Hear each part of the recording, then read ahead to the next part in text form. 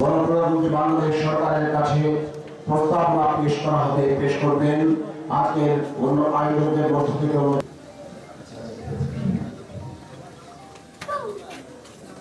আল্লাহর ডর, আল্লাহর ডর এটা কি?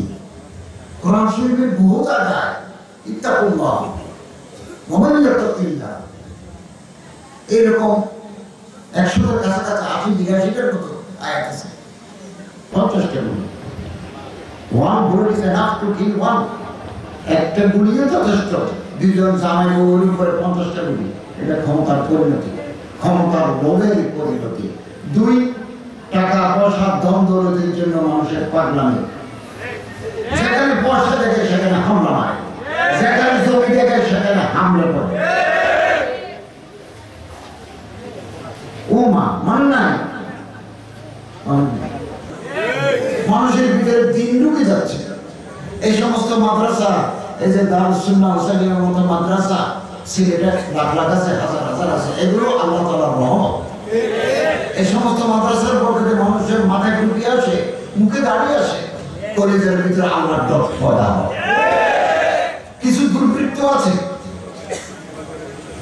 যারা কোটা গায়ে দেয়, যারা টুপি মাথায় দেয়, আলেমের শেকল নিলেও তারা সত্যিকারের আলেমের রব্বানি নয়, এরা দুর্বৃত্ত। 2-1 মানুষের জন্য কুল জামাতকে আমরা দোষী করতে পারি। অতএব আসুন আমরা অন্তরের ভিতরে আল্লাহর ডর পয়দা করি। এবছর 2025 সালের 5ই জুন চাঁদ দেখা সাপেক্ষে হজ হবে। হাজী সাহেবরা যাচ্ছেন, প্রায় 1 লক্ষ টাকার মতো হজের খরচ কমিয়েছি। 200 জন ডাক্তার নিয়ে যাব, 100 জন এমবিবিএস ডাক্তার আর 100 জন নার্স, টেকনিশিয়ান, ফার্মাসিস্ট, টেকনোলজিস্ট। স্বাস্থ্য মন্ত্রণালয়ের মাধ্যমে আমরা তাদের সবগুলো গভর্নমেন্টের ডাক্তার, গভর্নমেন্টের নার্স, প্রাইভেট নিচ্ছে, যাতে কোন ভুল করলে কোনো দায়িত্ব পালন অবহেলা কোনো আমরা ধরতে পারি, তার চাকরি আছে দেশে। এই যে সবগুলো গভর্নমেন্টের, একদম সরকার নেই। सल्लल्लाहु अलैहि वसल्लम ने जिस तरह से जो अमल किया उसी तरह से अपनी पूरी जिंदगी वो अमल करते रहे। मैं एक छोटी सी बात आपसे अर्ज करूं, मेरी बात समझ में आ रही है? या ऐसे हाथ धोते थे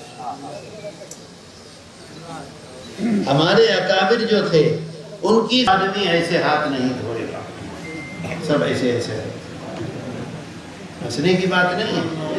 फरमाते हैं मन तआवना बिल आदाब, होना जागना मामला हर चीज में मुस्तहब्बात को जो नहीं पकड़ेगा तो उसकी जिंदगी से ना रूक़िबा बिहिरमानिल फराइज़, सुन्नतों को दोनों हाथों से मजबूती से पकड़कर अपने जीवन में उनको नहीं धोखा। ऐसे घर में क़याम था कि रात में तूफान आता था तो चारों तरफ से लोग उन रस्सियों, दुनिया पीछे पीछे फिरती थी लेकिन सिर्फ खिदमत खल्क के लिए।